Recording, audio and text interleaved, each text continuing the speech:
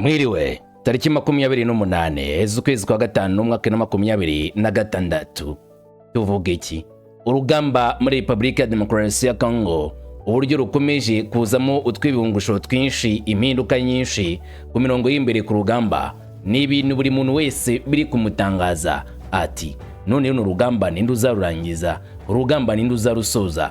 Ubwo ndavuga ibyo ngibyo mu gihe mu rugamba rwabereye muri Nyabyondo abanyamakuru bo muri Congo bashyikiye 23 bo bavuga yuko urugamba ruri kugenda neza kandi insinzi kiri mu ruhande rwa 23 Nyabyondo. Ibintu kabyongeye guhindura isura, biravugwa na FARDC ndetse na Wazalendo yuko ari abasekare ba M23 bafashe mateka ndetse n'ibikoresho bimwe na bimwe za M23 bifashe miri muri no rugamba rutoroshye rukomeje kubera muri kino cyerekezo cya Masisi-Nyabiondo. Abasekare ba FARDC na Wazalendo bakoze mu mvoto maze 23 bakayambura ibikoresho n'abasirikari. Ibi ngibi turaza kubigarukaho byagenze gute, ese koko nyirizina byabaye M23 bayambura ibikoresho. Ni mu gihe urugamba rwimukiye nanone muri Rucuru Wazalendo bakomeje kwinjira M23 bari kwatera umutekano muke baturuka mu bice bitandukanye. Iyi axe ya Rucuru harimo utuntu tw'udutendo twinshi, aho Wazalendo isa niyakaniye ikavuga ko itaraza kwihangana, irakomeza kurwana, irarwana imbimbiko umuhenerezo, bakareba ko byagimikundi hari uduce by'umwihariko baza kwigarurira batwambuye 23 bagashimisha leta ya Kinshasa ko ibintu byose biri kugenda neza sawa sawa kandi insinzi iri mu maboko yabo. Bizumvisha utyo wavuga utariko barimo kwikirigita ngo baseke kuko intare za Salambwe zaraza kubihanganira, ariko kandi nanone nawe akakubwira yuko afite ubushake ndetse n'impamvu zo kurwana ku buryo ngo bizange bikunde bagomba gutsinda urwo rugamba rwo muri ako gace bakabona insinzi yo muri Rucuru ni majyaruguru ya Goma, umuzi w'ingenzi cyane uri muri kano gace kurasazwa bwa Repubulika ya Congo. Aho ubona none Wazalendo bitari mu biteka kabiri bagerageje kwikora cyangwa se gushaka kwataka banyuze muri Rutoke bakamanuka berekeza Keshero. Ibi ndabigarukaho za drone mu kazi, ariko kandi nanone mu gice cya Warikale, mu gice cya Misambo, amakuru arimo kuvugwa na ituze, ariko habanje kuba icyitwa umuriro. Imbunda zirakotsoranisha ku rwego rudasanzwe, impande ebyiri zirarasana bya nyazo, FARDC Wazalendo na M23. Aba FARDC na M23 icyo bifuzaga cyari igikorwa gihambaye, M23 nayo ikora utuntu twayo ihangana nabo gusa, ariko impande zombi zahombye. Byagenze gute Misambo aho ngo muri Warikale? Ndaje mbikubwire, bitari byo gusa ndaza kukubwira, ahubwo abamubona n'abasore ba Wazalendo ndetse na FARDC bo mu gice cya Kivu y'Amajyepfo Shabunda. Ubu amakuru aremeza ko Shurwe yo muri Shabunda hafi ya Mwenga yageze mu maboko ya Wazalendo bayambuye 23. Naimaze iminsi nkubwira ko ari urugamba ruremereye cyane kubera muri Shabunda, hamwe b'abasirikari ba FARDC na Wazalendo bari guturuka mu cyerekezo kigana muri Shabunda bamanuka berekeza Mwenga, mu gihe abandi baturuka inyuma muri Kamitunga baza batanga lanfol kuri bagenzi babo ngo birukangane 23. Ubu rero biravugwa cyane cyane ko nubundi urugamba rwongeye kuba rubi cyane muri aka gace. Buri musirikare wese wa Wazalendo yagaragaye muri video bashyize ku karubanda ngo urugamba barimo kurutsinda kandi 23 yabahunze. Byagenze gute? Ubimbaze mu kanya mbigusobanurire.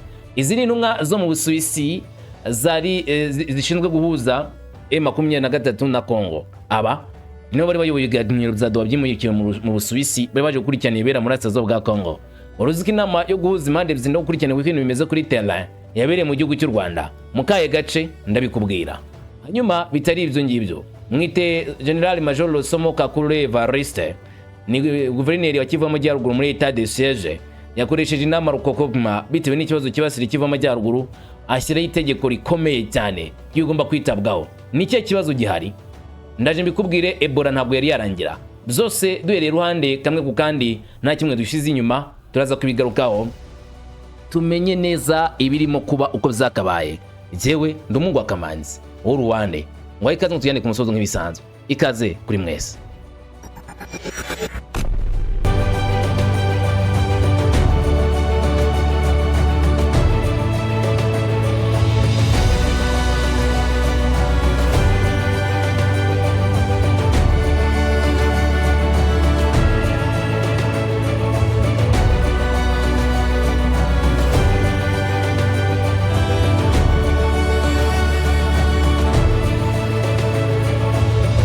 maze unanyemerere mere ku mirongo y'imbere ku rugamba front line twinjire neza neza urugamba rukomeje kubera ibiri kuhavugwa zose ko zakabaye nta nkuru nimwe dusize inyuma. M23 baje tubivuga, M23 bayirukana imbimbiko tubivuga. Uko niko amakuru abameze ku rugamba nyine nta uhora ahagaze neza, ni nk'umukino ni hasi hejuru. Uyu munsi ubahamya ejo bagukocora, ni gutyo biba bimeze. None byagenze gute?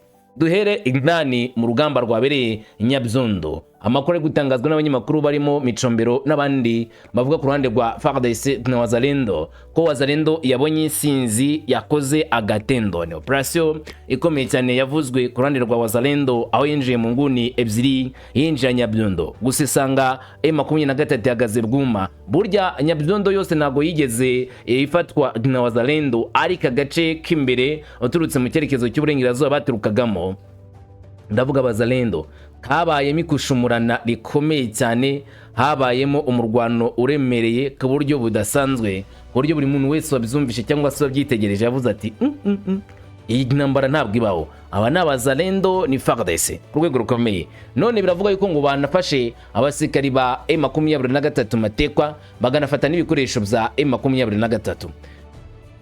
Masisi, ikinungo cy'ingenzi cya M23, kimwe mu bikoresho by'ingenzi cyafatiwe inyabyondo na Wazalendo. Nimwe mu mbunda ya rutura bivuga ko ari imbunda iterekwa ku mapine yafashwe na Wazalendo ifatiwe aho ngaho Nyabyondo, nk'uko bigaruko n'aba banyamakuru bashyigikiye iruhande rwa Wazalendo. Umuntu watanze amakuru yavuze ko umuntu umwe wo mu ngabo ze 23 yafashwe n'ingabo za Wazalendo mu mirwano ikomeye yabaye ku wa gatatu tariki 27 Gicurasi Nyabyondo mu gace ka Masisi muri Kivu y'Amajyaruguru. Uyu ni umwe mu basikari ngo barwaniraga ku ruhande rwa 23 muri Nyabyondo wasigaye inyuma. Abazalendo baramugotagota, baramuzenguruka, bahita mufata amatekwa, nabonye birangiye amanika amaboko, imbunda yishyira hasi, maze bamubohera amaboko inyuma. Bati mwuga dusobanura ukuntu byagenze, ariko ababonye amashusho nubwo guyashyanga bigoye bavuze neza ko ibi bikorwa za FARDC na Wazalendo ari ibikorwa bya kinyamaswa, by'umwihariko gutwara abasikari kuri abo ku mirongo y'imbere ku rugamba bafashe bidakwiriye kuko bihonyura uburenganzira bwa muntu ndetse n'ibindi. Gusa Wazalendo bakavuga yuko ngari adui bagomba kumukorera ibyo bashaka. Iyi mvugo nanone bamwe bavuga neza yuko birengangiza ngo ko M23 impamvu yumvikana ari nacyo gituma barwana, ariko Kongo yanze kubahiriza iyo mpamvu yabo.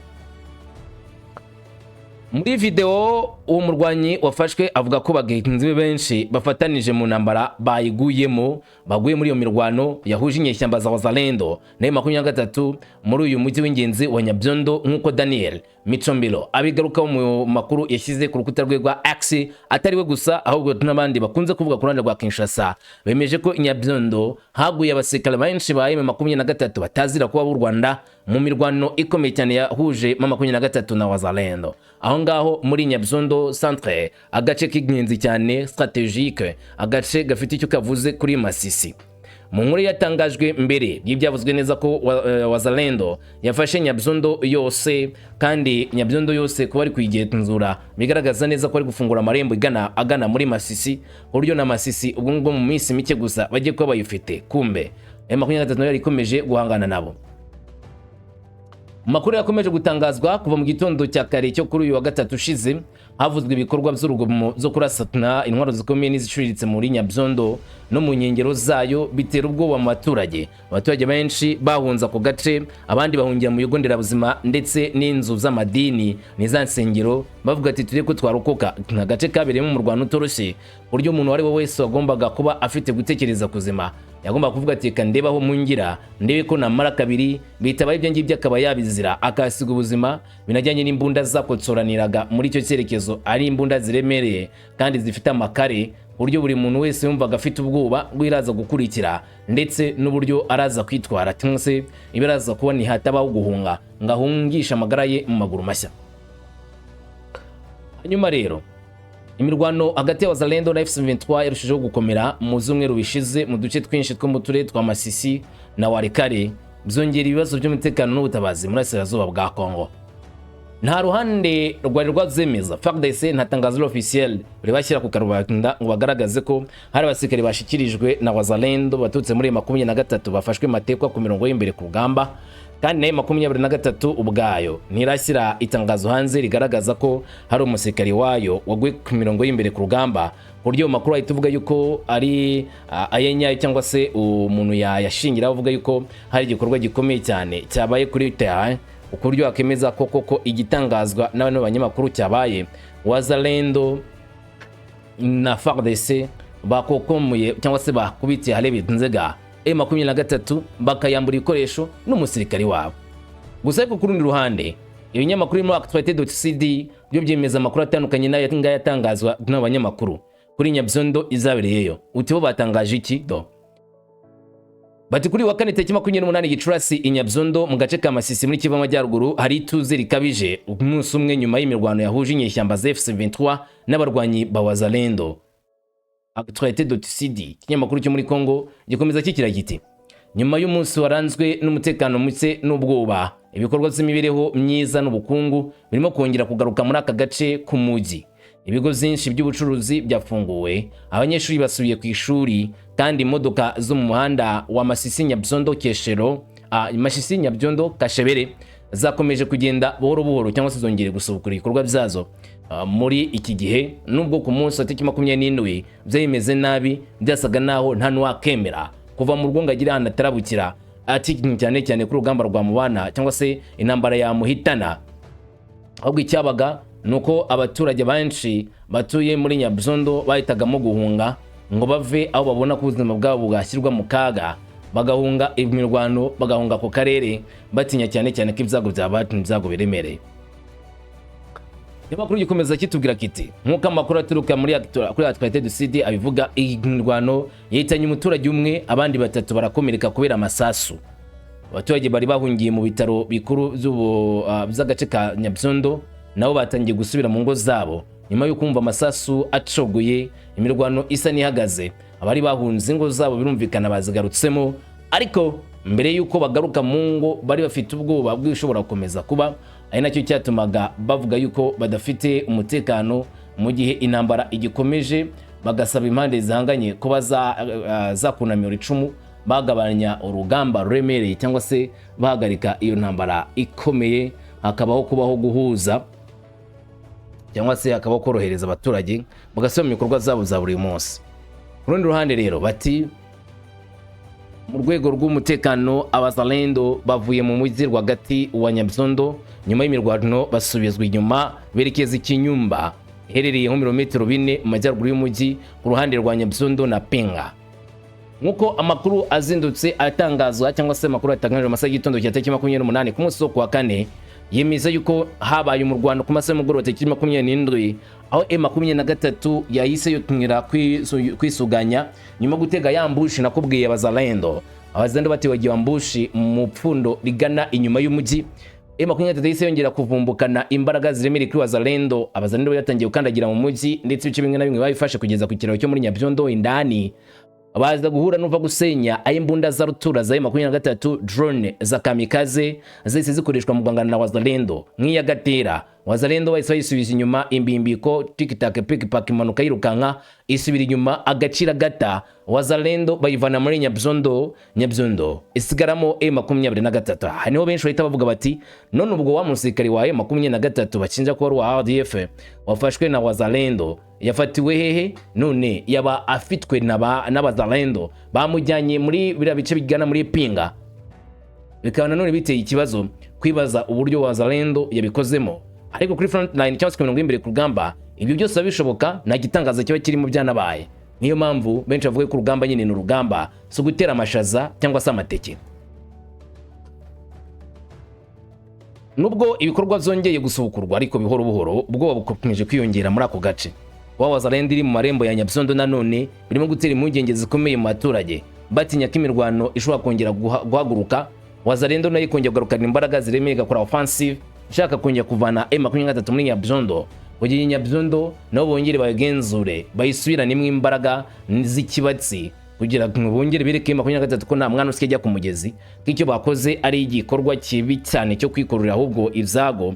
Wazalendo ngize yongere yigaragaze neza nk'ingabo zikomeye imbere ya M23, kandi koko ibyo birashoboka cyane. Dore impamvu eshatu zituma iyi mirwano ishobora kongera kubura. Impamvu ya mbere, nuko Wazalendo ishyigikiwe cyane n'ubutegetsi bwa Kinshasa ifite ibikoresho byose bya nyabyo bibemera kujya ku mirongo y'imbere ku rugamba. Icya kabiri ni ukuba Abazalendo nta yandi mahitamo bafite usibye kurwana basubizwa inyuma ya 23 kugira ngo nabo bataraswaho basubizwa inyuma bakafajya gufatanwa uduce turimo na Pinga, aho iyo 23 yari maze imisi isa naho ivuye Pinga na Mijenje ibice bihegereye mbone muke bya Mpeti, uburo kongera gufungura amarembo bagatuma 23 basangayo bizaba nanone ari ukwizanira akaga gakomeye. Hari no mpamvu bashobora gutangiza urugamba rudasanzwe kuri 23 bavuga ati n'ubundi byose kimwe n'ukuraswa n'ukuraswa, reka turaswe turi kugerageza gusubiza inyuma ya 23 turi ko ari cyo byatanga. Ibi ni byashobora kwemeza yuko urugamba utakemeza ko rwarangiye, ahubwo isa ku isaha wakumva rukomeje gukushumaranira muri Nyabyondo kugeza mu tundi turere duturanye na Nyabyondo bugana mu gice cya Masisi centre. Tuvuye kuri uyu mirwano uvugwa muri Nyabyondo n'ibyo byabereye mu Nyabyondo nyirizina, tujye muri Rucuru. Rucuru ni muri Kivu y'Amajyaruguru naho ariko mu majyaruguru ya Goma, mu gace twe turimo ka Masisi gasa nk'ari muri Ingirazuba bwa Goma, ariko nanone gakora mu gice cya ruguru, ubwo nyine unyuze mu gice cya Mweso nanone cyo muri Rucuru, ariko ufata inzira ikujyana za Pinga n'ahangaha Nyabyondo mu gice cy'Uburengerazuba. Umurwano uremereye cyane uri kuvugwa muri Rucuru.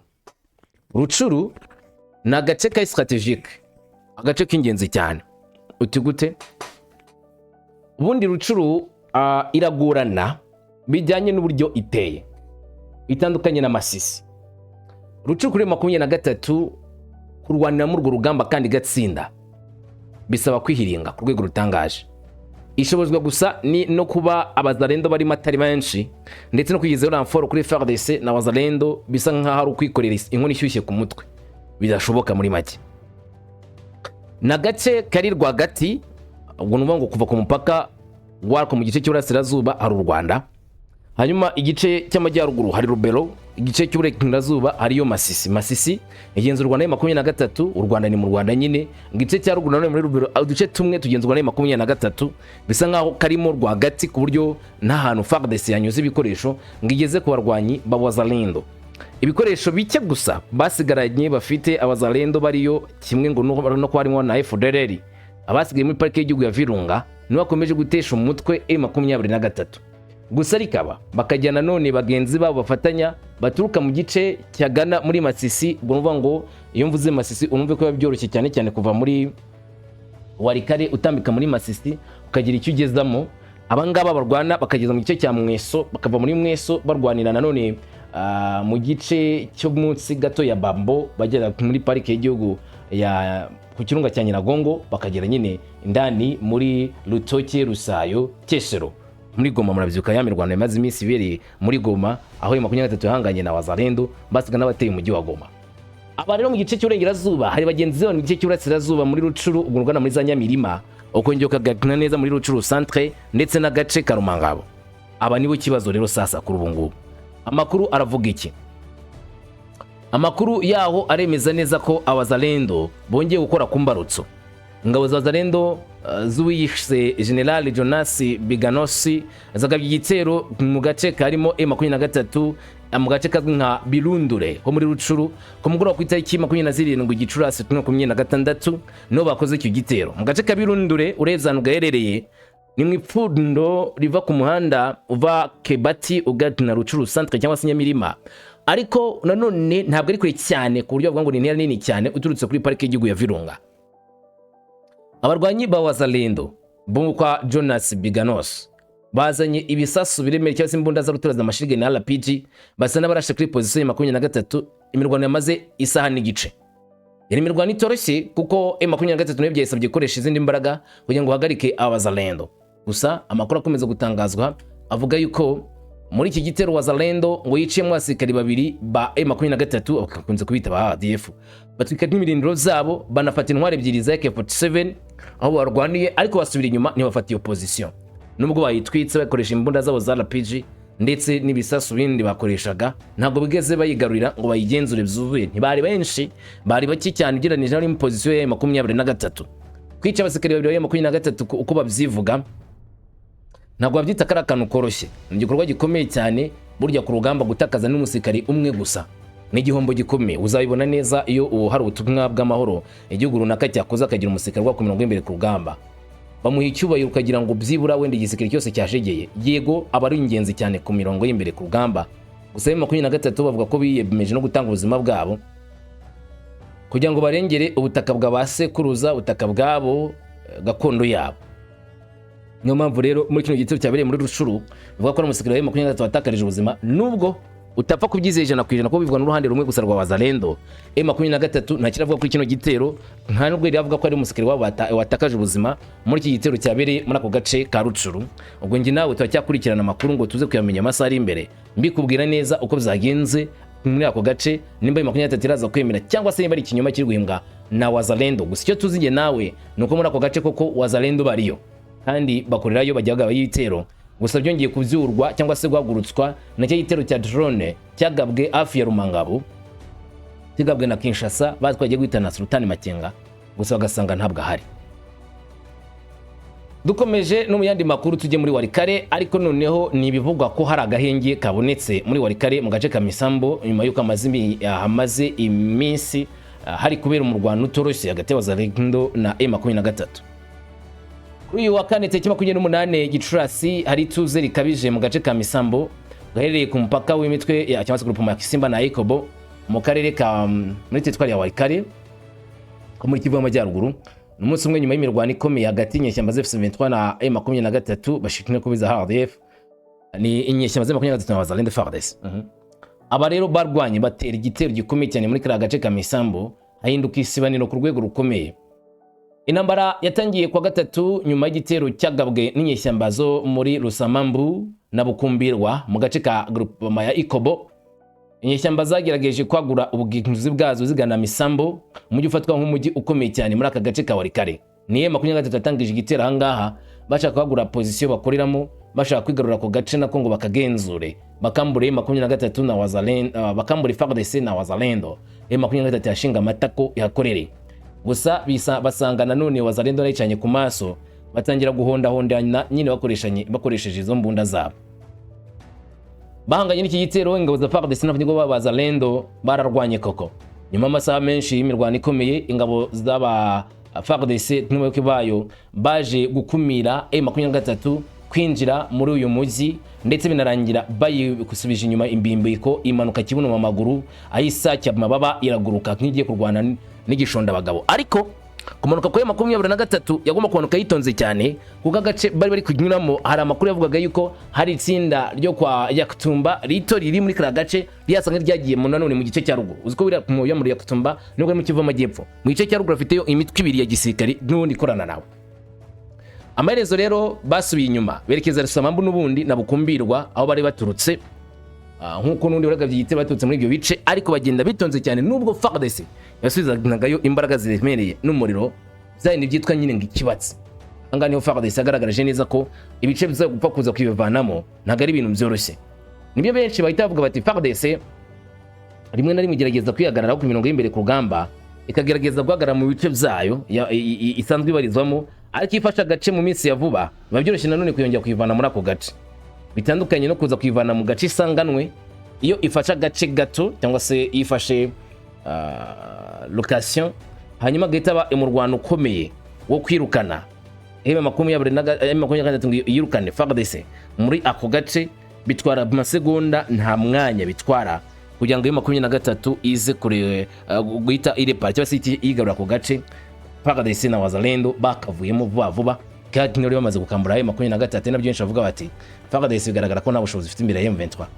Nubwo nta mubare w'abapfuye uratangazwa kugeza ubu, amakuru mu gace avuga ko inyeshyamba 5 za M23 zahasize ubuzima.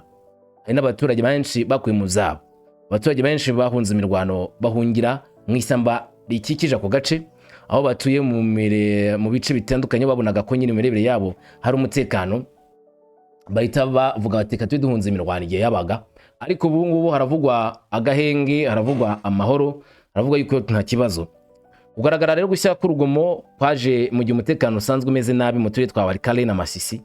Urabona twibasirwa n'imirwano hagati y'inyeshyamba Z23 FARDC imitwe yo kwirwanaho ya Wazalendo muri ako gace, ari imirwano none ikomeje gutera ikibazo gikomeye ku butabazi, ndetse abaturage bamwe na bamwe bagagira ubwoba ku buryo usanga baraguye igihumura bibaza uburyo ubuzima bwabo buzakomeza kugenda niba hatabonetse amahoro arambye.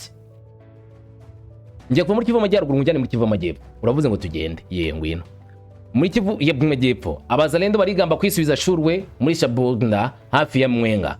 Mu murwano utoroshye nanone wabereye muri kino cyerekezo cyo muri Kivu y'amajyepfo. Hari amaze iminsi ari kuvugwa imirwano ndetse no kuza kwa Wazalendo n'abasekere FARDC baturuka muri Shabunda centre. Shabunda ni umujyi uri mu majyepfo ya Nzibira, agace k'igorone 23 gusa kuri uyu munsi. FARDC igwita gatukiku kandi ivuga ko bizagenda kose aka gace bazongera kukisubiza, bazongera kukambura 23 gusa. Uhereye muri Seyita Mitanda ukageza ndani muri Nzibira hari mu M23 ucanye ku maso y'umwihariko akabamo ba mudahusha.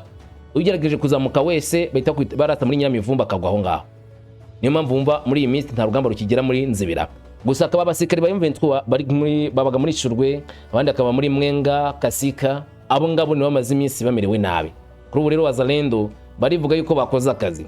N'abasikari ba VDP Wazalendo barimo kwigarura ngo uduce twinshi bakabigarura agace ka Shurwe bakava mu maboko ya 23 n'agace k'ingenzi ugereranyije n'ahantu kaherereye, kandi kuri yo kukigarurira utabyita akantu koroheje. Ni igikorwa cy'imbaraga cyane cyakozwe n'aba Wazalendo kugira bisubize aka gace. Shurwe hereye muri Sud Kivu ikambuka umupaka w'uturere twa Kabare na Warungu nyine na Shabunda mu itsinda rya Ruhago. Ubwo numwe bakereka nkushushanyeze neza ahantu aka gace wagatangirira. Fata Tubimbi. Tubimbi ni inzira igana Mwenga centre kugeza kwa Mitunga uturutse nyine mu gice cya Ruhinja yo muri Warungu. Hanyuma fata n'inzira igana muri Kabare. Ubwo nibo Kabare urajya Mitanda. Kabare wibuke karimo Kavumiri. Warungu iri mu rwagati. Simba kubyumva. Warungu iri rwagati bo iri ruguru ya Tubimbi nayo kandi na Tubimbi na gice kimwe kibarirwa muri Warungu. Hanyuma Kabare kaba mu gice gito cya Nzibira na Mitanda ikagera kikakomeza kikagera muri Kavumu. Hanyuma tuvuga muri bice by'amajyepfo hari agace kitwa Wangoye kari munsi ya Nzibira n'uruhande rw'uburengerazuba bwa Tubimbi. Ako gacu gashoje uhita winjira ndani muri Ruhago. Hirya gato ni hariho Shurwe yari ifitwe na 23 aho rero 23 bayivanye barayitsimbura bayirukansa ngabazanino barahigarurira. Nta tangazo ry'ibyemeza ryo muri 23 ivuga ko ari mu Rwanda habereye, nta nubwo remeza ko batakaje ku gace. Na gace ka strategique cyane, na gace k'ingenzi cyane kumusha gufunga inguni z'abasikari ba FARDC na Wazalendo babazanye renfort mu duce tubiri Walungu ndetse na gace nyine bwo nyirizina Katubimbi ugana muri Ruhinja kuri site de minière ya gace ka twangiza mining, agace tw'amabuye y'agaciro katwangiza. Katwize kuri inkuru y'intumwa zo muri Switzerland izaje kugira ngo zongere zihuze M23 n'uruhande rwa leta Kongo ngo intambara irangire. Bari baje muri Kongo ariko biranga bahita inama bayikorera mu gihugu cy'u Rwanda. Byagenze ute? Amakuru LFE nicyo cyanditse inkuru. Mu cyumweru gishize Kinshasa intumwa z'abanyamerika n'abasuwisi bahuye baraganira muri Kongo kugira ngo basuzume ishyirwa mu bikorwa ry'amasezerano abiri yasinywe i Doha. Amateka y'amasezerano ari kuba mabi cyane kuko nta kurekurwa kw'imfungwa cyangwa se guhagarika imirwano byigeze byubahirizwa nubwo ari bavyemeranije. Ugomba kuba kurekura imfungwa gwanahana imfungwa ndetse no guhagarika imirwano total cessez-le-feu cyangwa se permanent ceasefire. Cessez-le-feu total ngo imirwano mu nguni zose gahagarara. Nako yigeze bibaho imirwano yarakomeje kandi imfungwa ntabwo zigeze zirekurwa zirerekarwa. Intumwa z'Ubusuwisi zagombaga kujyana none igoma zivuye i Kinshasa. Amakuru atugeraho aravuga ko kubera gutinya Ebola zanze kugera igoma ahubwo ziteranira Igisenyi ku ruhande rw'u Rwanda. Ariyo nama yabereye mu Rwanda Igisenyi cyangwa se Rubavu. Akaba ariho bafashe inyubako bakoreramwo iyi nama. Bahagarariye umutwe wa politike bw'ingisikere wa F23 bambutse umupaka kugira ngo bifatanye n'izi ntumwa. Inama yamaze igomba kubara iminsi ibiri yabaye kuva ku itariki 23 irangira itariki 27 Gicurasi. Nk'uko LFI bivuga, leta zunze ubumwe za Amerika zirimo gushishikariza Ubusuwisi kugira uruhare mu runini muri kino gikorwa. Bisa naho Qatar bari kuyambura icyo twakita umwanya mu guhuza bakabyimurira ku Busuwisi. Uzi impamvu Ubusuwisi nubwo byavuzwe ko bimuri bino biganiro mu Busuwisi bitewe n'intambara ari kubera muri Middle East hagati ya Iran na Leta zunze ubumwe za Amerika. Amakuru nemeza ko Ubusuwisi bufite ijambo rikomeye cyane binajyanye no kuba nyine hari ikigega kigenzura cyangwa se gitanga umusada ku burenganzira bwa muntu ubanga inkunga y'ikiremwa muntu ituka mu Busuwisi akariho bashobora gushingira cyane cyane rero bazana icyo twakita ubufasha kuri iki gihugu cya Kongo. Aha rero ubwo bufasha ukaba bushobora kugira ijambo rikomeye nk'igitutu kuri 23. Nk'uko amakuru menshi abivuga, ishingiro ry'ibiganiro ni ikibazo cyaho ubucukuzi bw'agaciro bwa Rubaya buherereye i Masisi mu ntara Kivu Amajyaruguru. Leta zunze za Amerika zifuza aha hantu hakurikije amasezerano y'ubucukuzi bw'agaciro yasinyweho umwaka ushize na Kinshasa. M23 nayo yaragaragaje ubushake bwayo bwo kuganira na Washington mu buryo butaziguye ku bijyanye n'imicungire y'aha hantu. Buriya Rubaya nimuyibona gutya mukumva bari kwishaka kujya kwigarurira byarananiranye. M23 yanze kurekura iyi Rubaya ngo Kongo ihe Leta zunze za Amerika. Ahubwo M23 yavuga iti nimba mushaka mu y'agaciro muze dusinyanye deal. Amerika dusinyanye deal namwe mucuka mu y'agaciro ku butaka tugenzura. Ngiti mwe murasinyisha amabuye y'agaciro atarayanyu nkande. Amerika nayo ikabona ko byaba ari ubugambanyi. Igambaniye Kongo kujya guhebna gusinya amasezerano na leta na M23 itari leta yigenga, kandi bavuga ko agomba kurekura uduce twose igenzura muri Kongo. Bakabona nta kuntu babinyuramo. Bakari gukora ibiganiro kugira ngo areke M23 yakemera gukora icyo twakita withdraw kuvana ingabo zabo muri Rubaya, maze iyo Rubaya igasigara mu maboko ya FARDC. Ibisa nko kwambara ipataro inyuje mu mutwe cyangwa se ukambara ingutiya y'amacuri ukibwira ko uragira mu muhanda umeze neza. Ibi FARDC ntago ngizabibona kuko M23 no gutakaza Rubaya byaba ari gutakaza byose, nta kintu yabisigaranye. Yayifite urero ruvugiro, umutungo w'ingenzi nga Rubaya bawutakaje. Nibyo biganiro nyamukuru Abasuwisi ngo bagomba gufasha Leta zimwe za Amerika kumvikanisha. Hagati aho kuri tele Rubaya niyo iri kugabwaho ibitero bikomeye na Kongo, haba ku butaka ndetse mu kirere. Ibitero bya drone bizahitanye abaturage ndetse byangiza n'ibikoresho byaho ngaho nk'uko refe ibigarukaho ikagaragaza neza ko iki gitero cyakozwe na Kinshasa ari igitero kibi. Uretse bwa Kongo bahana imbibi n'u Rwanda kandi bukungaye ku mabuye y'agaciro bumaze imyaka irenga 30 bwibasiwe n'imitwe twaje intwaro n'amatsimbirane. Ihohoterwa ryarushijeho kwiyongera kuva mu mwaka wa 2021 ubwo M23 yongeye kugaruka yigarurira imijyi ya Goma na Bukavu. Amasezerano y'amahoro hagati y'u Rwanda na Kongo yasinywe i Washington DC yakurikiwe n'itangazo ry'amahame hamwe na amahame hagati ya Kongo na M23 yasinywe Qatar muri Doha muri 2025. Ariko umusaruro w'amahoro cyangwa se kubona amahoro aramze byaranze ntabwo bari babona ituze biturutse yenda kuri ayo masezerano basinye n'ibindi bizose muri rusange. Nyuma yitwa Somo Kakulo Evariste yakoresheje inama abwira abayobozi bo mu nzego zitandukanye, abwira ko nubwo bari bahanganye n'umutwe wa CRP wa Thomas Rubanga, uyu mutwe ukaba utegwanga inkunga na M23 niko bavuga ufatanije na M23, ngo bagomba kwibuka ko icyo hanganye nacyo uyu munsi gikomeye kurusha ibindi byose ni Ebola. Mu butumwa bwe Kakulo Evariste yavuze ko agomba kwitabwa cyane ku buryo guhangana n'iki cyorezo. Guverineri w'intara Major General Somo Kakulo Evariste yashimangiye ingamba zo gukumira ibiza, guhagarika inzira zo kubatiza abantu mu mazi ndetse no koga mu mazi rusange kugira ngo bagabanye ikwirakwira ry'icyorezo cya Ebola. Abantu bakwiriye kwirinda gukora ibyo bikorwa by'imibatizo, kwirinda kujya muri za piscine kugira ngo barebwe ko iki cyorezo bagica intege. Ni icyorezo kimaze kwibasira abantu benshi, aho kuri ubu ngo barenga 231 bimaze kwemezwa yuko basuzumwe maze bagasanga bafite iki cyorezo cya Ebola, mu gihe abagikekwaho bamaze kurenga 1000. Abakekwa nyine bashyizwe mu kato, amaze gupfa nabo bageze hafi mu 120. Bivuze yuko rero iki cyorezo gikomeje kuba icyago gikomeye muri karere. Nanjye ni ukomeze kubana natwe uramenya byinshi masaha ari imbere. Genda umugwa kamanzi uruwande mwipurije imigisha amahoro n'amahirwe. Salam shalom.